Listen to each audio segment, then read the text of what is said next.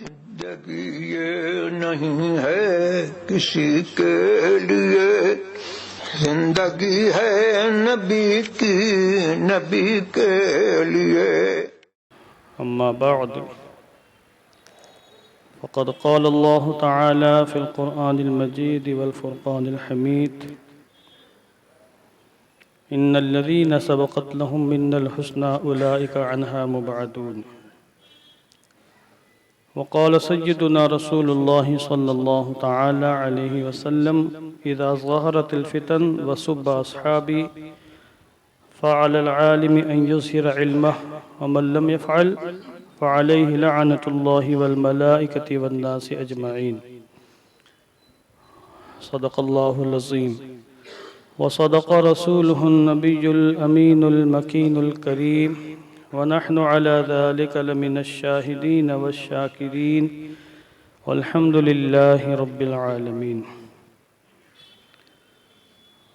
آئیے انتہائی عقیدت و احترام کے ساتھ اپنی اور ساری کائنات کے مرکز عقیدت حضور رحمت عالم جان عالم فخر بنی آدم سید الانبیاء والمرسلین رحمت للعالمین ارواحنا فداہ جناب محمد الرسول اللہ صلی اللہ تعالی علیہ وسلم کی مقدس بارگاہ میں درود و سلام کا ہدیہ محبت پیش فرما لیں. اللہم صلی علی سیدنا مولانا محمد وبارک وسلم صلاة و سلاما علیک یا رسول اللہ صلی اللہ تعالی علیہ وسلم. اللہ تبارک و تعالی کی توفیق و عطا سے آج ہم اس کی بارگاہ میں نماز جمعہ کی ادائیگی کے لیے حاضر ہوئے ہیں. دعا کرتا ہوں کہ اللہ عز و جل ہم سب کی حاضری قبول فرمائے اور نماز جمعہ کو ہم سب کی بخشش کا نجات کا سامان بنائے. ابھی میں نے خطبہ مسنونہ میں آیت کریمہ کی تلاوت کے بعد کتاب السنہ اور مسند دیلمی وغیرہ کی ایک روایت پیش کی ہے جسے حضرت سیدنا معاذ بن جبل رضی اللہ تعالیٰ عنہ نے روایت کیا ہے کہ ہم سب کے آقا حضور رحمت عالم جان عالم صلی اللہ علیہ وسلم نے ارشاد فرمایا جب فتنے ظاہر ہوں اور میرے صحابہ کو برا کہا جائے تو علم دین رکھنے والے پر یہ واجب ہے کہ اپنا علم ظاہر کرے، یعنی میرے صحابہ کی عظمت بیان کرے اور ان کی شان میں گستاخی کرنے والوں کو جواب دے. یہ عالم پر واجب ہے. حضور علیہ السلام نے آگے یہ فرمایا کہ جو ایسا نہ کرے کہ اللہ نے اس کو علم دیا، بولنے کی طاقت دی، جواب دینے کی قدرت دی،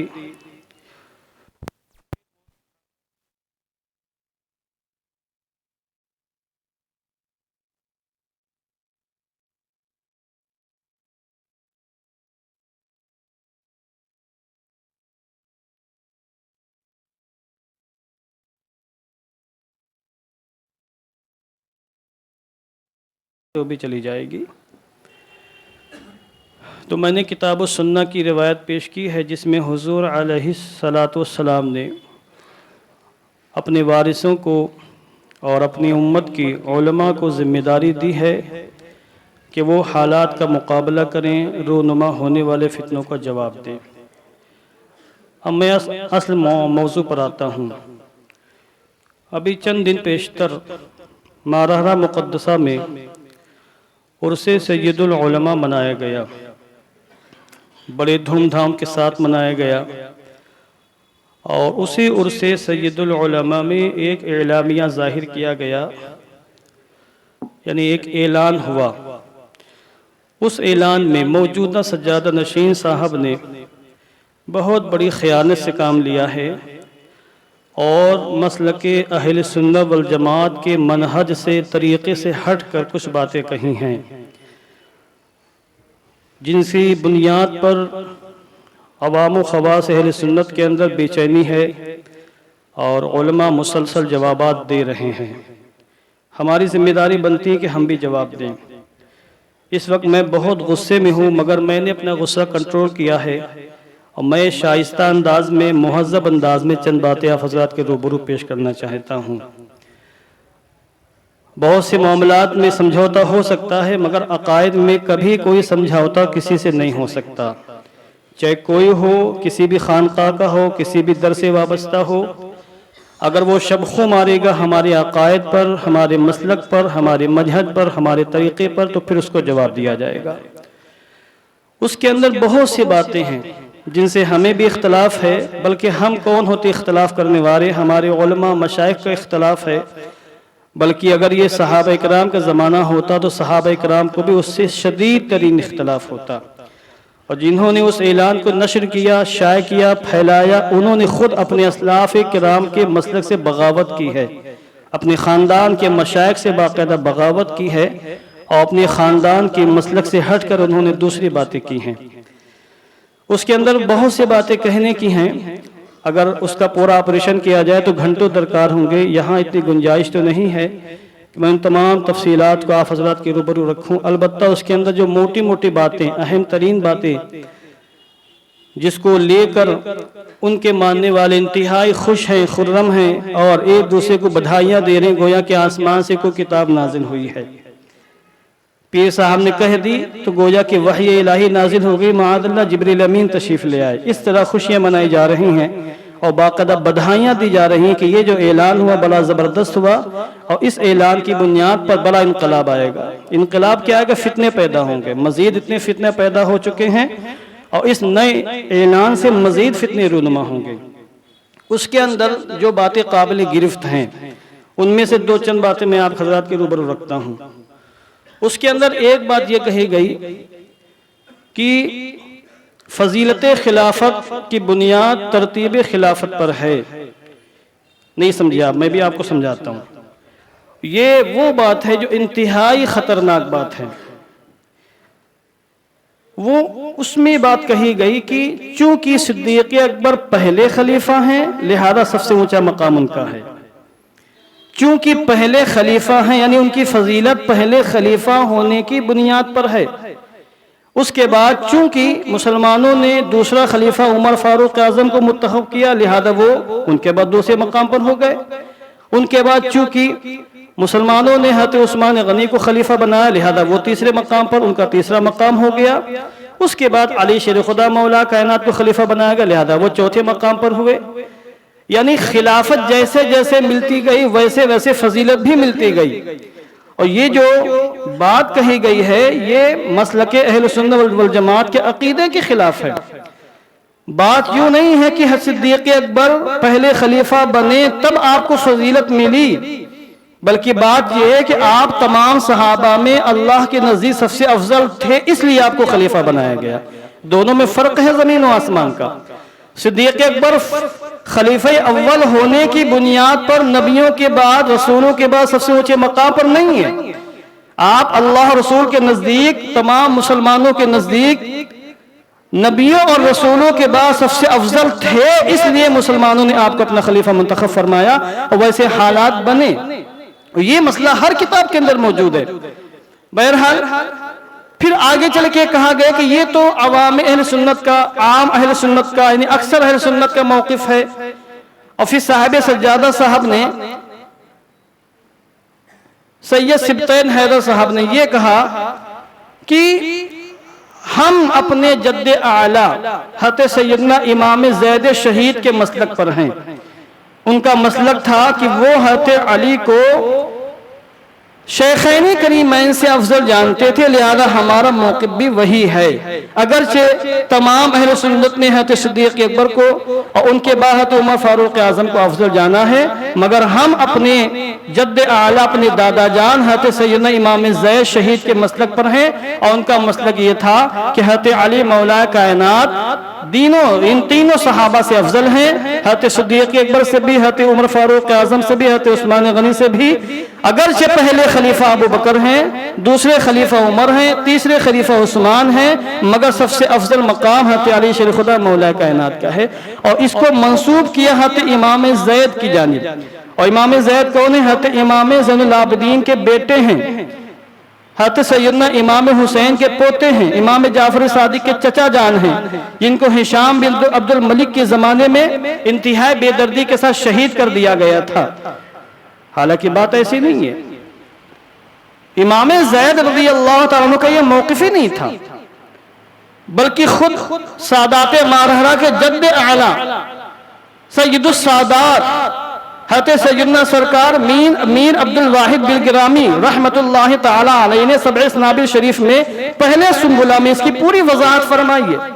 پہلے آپ دیکھ لیں کہ سنبلہ شریف کے اندر سنبلہ واحد پہلے سنبلہ میں سبع سنابل شریف کے اندر جو جہاں پر پہلا سنبلہ وہاں پر جب آپ نے بات فرمائی ہے تو وہاں پر مسلک اہل سنت والجماعت کے عقائد کو بیان فرمایا۔ اس مسئلے میں اہل سنت کا موقف کیا ہے، اہل سنت کے عقائد کیا ہیں، پوری تفصیلات آج بھی فارسی کتاب کے اندر موجود ہے، اس کا جو ترجمہ اردو میں اس کے اندر بھی تفصیلات موجود ہے۔ اور یہ جناب کہہ رہے ہیں کہ ہم اپنے مشائخ مارحرہ کے مسلک پر ہیں۔ کیسے مسلک پر آپ ہو سکتے ہیں اپنے مشائخ مارحرہ کے مسلک پر؟ جبکہ آپ کے جد اعلیٰ چاہے وہ سیدنا سرکار حمزہ ہو، سید العلماء ہو، احسن العلماء ہو، چاہے وہ سیدنا آل رسول مارحروی ہو، چاہے سیدنا ابو الحسین احمد نوری ہو، یا سیدنا میر عبد الواحد بالگرامی، سب کا مسلک تو الگ ہے۔ آپ نے ایک نئی راہ نکالی، نیا مسلک بنا رہے ہیں اور الزام لگا رہے ہیں کہ ہم اپنے مشائخ کے مسلک پر ہیں۔ دیکھیں سبع سنابل شریف کے اندر کیا موجود ہے۔ میر عبد الواحد بالگرامی فرماتے ہیں اجماع دارند کہ افضل از جملہ بشر بعد انبیاء صدیق اکبر است، اور بعد ازوہ عمر فاروق است، اور بعد ازوہ عثمان ذی النورین است، اور بعد ازوہ علی مرتضی است۔ یہ میں نے فارسی پڑھ کے سنائی آپ کو، کیونکہ اصل کتاب فارسی میں، اور یہ سب سادات مارحرہ انہی کی نسل سے ہیں، اور ان کی عظمت، ان کی شان بالکل مسلم ہے، کوئی بھی انکار نہیں کر سکتا۔ وہ کیا فرماتے سبع سنابل شریف کے اندر کہ اجماع ہے، اجماع کن کا بھی آگے خود وضاحت فرمائیں گے۔ اجماع ہے اس بات کے اوپر کہ نبیوں اور رسولوں کے بعد سب سے اونچا مقام ابو بکر کا ہے، ان کے بعد فاروق اعظم کا، ان کے بعد عثمان غنی کا، ان کے بعد علی شیر خدا مولا کائنات کا۔ یہ خود ان کے دادا جان فرما رہے ہیں، میر عبد الواحد بالگرامی سبع سنابل شریف کے اندر فرما رہے ہیں۔ یہ وہ کتاب ہے جس کو حضور رحمت عالم جان عالم کی بارگاہ سے قبولیت کے سند حاصل ہے، کوئی اس کتاب کا رد نہیں کر سکتا، کیونکہ بارگاہ رسالت میں آپ صلی اللہ علیہ وسلم سے اس کو مقبول ہونے کے سند اور مقبول ہونے کا سرٹیفکیٹ حاصل ہے۔ اس کتاب کے اندر یہ بات لکھی ہوئی ہے کہ اجماع اس بات پر ہے۔ پھر آگے فرماتے ہیں وہ فضل ختنین از ابی بکر و عمر کم ترس بلا نقصان و قصور۔ یہ فرمایا کہ ختنین کریمین حضور کے دونوں داماد حضرت عثمان غنی، حضرت علی مولا کائنات رضی اللہ تعالی عنہما کی جو فضیلت ہے شیخین کریمین سے کم ہے، مگر ان دونوں حضرات سے ان کی فضیلت کے کم ہونے سے ان کی فضیلت میں کبھی کوئی کمی واقع نہیں ہوئی، کیونکہ جو جس مقام پر ہو اگر اس کو اس مقام پر رکھا جائے تو اس سے اس کی عظمت گھٹتی نہیں، اس کی عظمت کم نہیں ہوتی ہے۔ جو جس مقام پر ہو اس مقام سے اس کو نیچے کر دیا جائے تو اس سے اس کی توہین ہوتی ہے، اس سے اس کی عظمت گھٹ جاتی ہے، مگر جو جس مقام پر ہے اس کو اگر اسی مقام پر رکھا جائے تو اس سے اس کی عظمت کم نہیں ہوتی ہے۔ یہ میر عبد الواحد بالگرامی فرماتے ہیں۔ اور پھر آگے آپ نے فرمایا ہے کہ اس عقیدے پر تمام صحابہ کا اجماع ہے، تمام تابعین کا اجماع ہے، اور تمام تابعین کا اجماع۔ یعنی یہ جو عقیدہ ہے یہ کوئی جمہوری عقیدے میں اس سے پہلے بھی بارہا بیان کیا، تمام صحابہ کا اجماع ہے، تابعین کا اجماع ہے، اور تابعین کا اجماع ہے۔ اور امام زید کس میں ہے؟ تابعین میں ہے۔ امام زید عظیم الشان تابعی ہے، سید سجاد کے شہزادے ہیں، تابعی ہیں۔ اور جب میر عبد الواحد بالگرامی فرما رہے ہیں کہ تمام صحابہ کا تابعین کا اجماع ہے تو اس اجماع میں خود امام زید بھی داخل ہوئے۔ الصواعق المحرقہ کے اندر باقاعدہ روایت موجود ہے کہ کوفہ والوں نے جب امام زید کو دھوکہ دیا، رافضیوں نے، ابھی 3-4 دن سے ایک بدبخت کو رافضیہ خاتون مجھ سے سوال کر رہی تھی واٹس ایپ کے اوپر، میں نے اس کے انداز گفتگو سے پتہ لگایا کہ کوئی عورت ہے. میں نے بارہا کا کون ہے آپ کہاں سے بول رہی ہیں؟ سوال پہ سوال سوال پہ. میں نے کہا میں مصروف ترین آدمی ہوں, ذمہ داریاں, ابھی میرے محبوب سبحانی گروپ کے نہ جانے کتنے سوال پڑے میں جواب نہیں دے پائی ہوں, تم مسلسل سوال کر رہی ہو. بھئی آ کے ملاقات کر لو, جو بھی ہو, مرد ہو یا خاتون, جو بھی ہو, آ کے ملاقات کرو سارے سوالات پہ. اور وہی جو رافضیوں کے حوالے سے ہمارے عقیدے, اس طرح کے سوالات مسلسل میں وائس جواب دیتا رہا, وہ سوال کرتے رہی, میں اور کل اس نے اپنی بدعقیدگی ظاہر کی کہ میں کون ہوں. اس نے باقاعدہ صحابہ کرام کے شامل انتہائی بدتمیزی کی, گستاخیاں کی, صدیق اکبر کو کافر و مرتد کہا, معاذ اللہ. تب میں نے اس کو بہت غصے میں انتہائی سخت ترین لب و لہجے میں وائس میسج کے ذریعے جواب دیا اور کہا آئندہ مجھ کو میسج کرنے کی کوشش مت کرنا, میں تمہارا نمبر بلاک کر رہا ہوں. نمبر اس کو میں نے بلاک لسٹ میں ڈالا. یہ بدتمیزیاں ہیں. امام زید کے ساتھ جب امام زید کو دھوکہ دیا کوفے والوں نے اور کہا کہ ہم آپ کے ساتھ مل کر ہشام کی فوج سے جنگ کریں گے مگر آپ صدیق اکبر, ابو بکر و عمر سے برات کا اعلان کریں, اس وقت امام زید نے کہا تھا, الصواعق المحرقہ کے اندر انتہائی معتبر کتاب ہے, اس کے اندر روایت موجود ہے, آپ نے فرمایا تھا وانطلقت الخوارج فبرئت من ابی بکر فبرئت ممن دون ابی بکر و عمر وَمَا اسْتَطَعْتُمْ أَن يَقُولُوا فِيهِمَا شَيْئًا. یہ امام زید کے الفاظ ہیں کہ خارجیوں نے جرأت و جسارت کی اور ہمت کی اور انہوں نے ابو بکر و عمر سے کم تر درجے والوں کی شان میں گستاخی کے ان سے برات کا اعلان کیا. غور فرمائیں, امام زید کی جانب جو منسوب کیا گیا کہ امام زید کے عقیدے پر میں ہوں, امام زید کے عقیدہ بیان کر رہا ہوں. امام زید نے کہا کہ خارجیوں نے جرأت و ہمت سے کام لیتے ہوئے ان کی شان میں گستاخی, ان سے اپنی برات کا اعلان کیا اور ان پر تبرہ کیا جو ابو بکر و عمر سے کم درجے کے ہیں, یعنی عثمان غنی اور علی شیر خدا. اس کے بعد امام زید نے کہا وَانْطَلَقْتُمْ أَنْتُمْ فَوَبَسْتُمْ عَلَى ذَلِكَ فَبَرِئْتُمْ مِنْهُمَا جَمِيعًا. اور تم لوگوں نے اتنی ہمت کی عثمان غنی اور علی مولا کائنات سے جن کا زیادہ اونچا مقام ہے ابو بکر و عمر, تم نے ان سے اپنی تبرہ برات کا اعلان کر دیا اور ان کی شان میں تم نے گستاخی کی. فمن بقیہ, اب بتاؤ کون باقی بچا؟ واللہ ما بقی احد الا بریتم منہ, بخدا اب تو کوئی باقی نہیں بچا جس سے تم نے برات کا اعلان نہ کیا ہو, جس پر تم نے تبرہ نہ کیا ہو. امام زید کے مسلک الصواعق المحرقہ کے اندر موجود ہے. ہر سنی مسلمان اس کتاب کو مانتا ہے اور مہراج شریف کی مقدس زمین سے اعلان ہو رہا ہے کہ ہم اپنے جد امجد حضرت سیدنا امام زید شہید کے مسلک پر ہیں. ان کا مسلک تو یہ ہے جو صواعق المحرقہ کے اندر موجود ہے.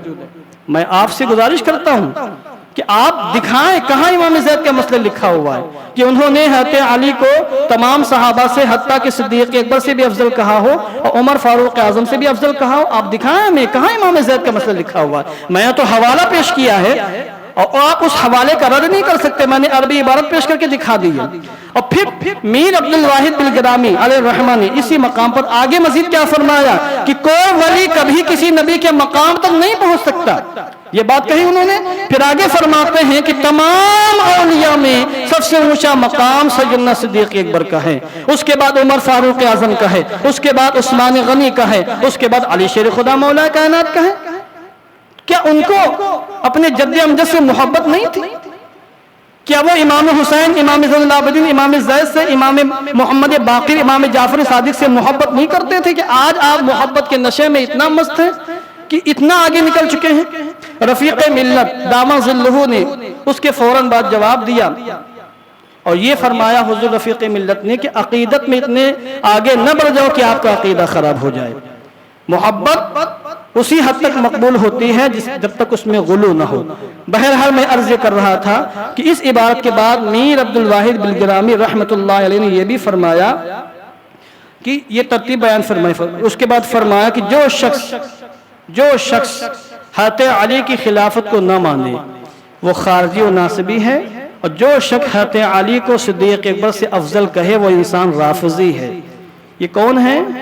تمام سادات ماہرانہ کے جد امجد سیدنا سید السادات میر عبد الواحد بن گرامی رحمۃ اللہ تعالی علیہ نے باقاعدہ اس کو لکھا ہے سبع نابی شریف کے اندر. آج بھی کتاب موجود ہے مارکیٹ کے اندر، فارسی میں بھی اردو میں بھی، میرے خیال سے کئی ترجمے اردو میں. جس کو چاہیے کتاب خریدے، پڑھے، مطالعہ کرے کہ ان کے مشائخ کا مسلک کیا ہے اور یہاں اس عرص سید العلماء میں کون سا مسلک ظاہر کیا گیا ہے. اس لیے فتنوں کا زمانہ ہے، اپنے عقیدوں پر مکمل طریقے سے نگرانی کریں کہ کوئی بھی آپ کے عقائد پر کسی بھی طریقے سے ڈاکہ نہ ڈال سکے. دوسری بات، اس میں ایک بات یہ کہی گئی کہ صحابہ کرام کے مابین اختلافات ہوئے، ہر صحابی کا ادب و احترام واجب ہے، مگر جن صحابہ کے نام سے گستاخی، جن صحابہ کے نام سے خطائیں ہو گئی ہیں ان پر طعن کرنا تو جائز نہیں ہے، البتہ ان کی ان خطاؤں کو بیان کرنا گستاخی نہیں ہے. جبکہ ہمارے علماء نے باقاعدہ صاف لفظوں میں وضاحت فرمائی ہے کہ مشاجرات صحابہ میں پڑھنا ہی منع ہے. صحابہ کے مابین آپس میں جو اختلاف ہوئے وہ سارے معاملات ختم ہو چکے ہیں، 1400 سال گزر چکے ہیں. آج انہی باتوں کو کریدنا، بال کے کھال نکالنا، یہ کیسے ہوا، وہ کیسے ہوا. کوئی بھی انسان جو ان معاملات میں پڑے گا یقیناً یقیناً یقیناً اس کے دل میں کسی نہ کسی صحابی کے حوالے سے بغض اور کینہ ضرور پیدا ہو جائے گا. ہمارے اسلاف کرام نے یہی نہیں منع فرمایا کہ مشاجرات صحابہ کے اندر پڑھنا منع ہے. جہاں سخت ترین حاجت پیش آ جائے، بیان کرنا ضروری ہو، عقیدے کا اظہار ہو، تو وہاں اتنا کہنے کی گنجائش ہے کہ جو جنگیں ہوئی ہیں ان تمام جنگوں میں علی شیر خدا مولا کائنات کے مقابلے میں جو حضرات تھے وہ ان سے خطا اجتہادی ہو گئی، وہ غلطی پر تھے. علی شیر خدا مولا کائنات ہر معاملے میں حق پر تھے. یہ عقیدے کی بات ہے. مگر پھر اس میں قرید کرنا، وہ بہت آگے بڑھ جانا اور پھر ہر انسان کو چھوٹ دے دینا، ہر ٹھیلے والے کو، گلی کوچے والے کو، پان مسالہ گٹکا کھانے والے کو، ہر چرس پینے والے کو، ہر شرابی کباڑی کو اجازت دے دینا کہ جو بھی چاہے صحابہ کرام کی عزت پر کیچڑ اچھالے اور صحابہ کرام کے تذکرہ کرے، ان جنگوں کا تذکرہ کرے. یہ اجازت نہ کسی نے دی ہے نہ کبھی کسی کو دی جا سکتی ہے.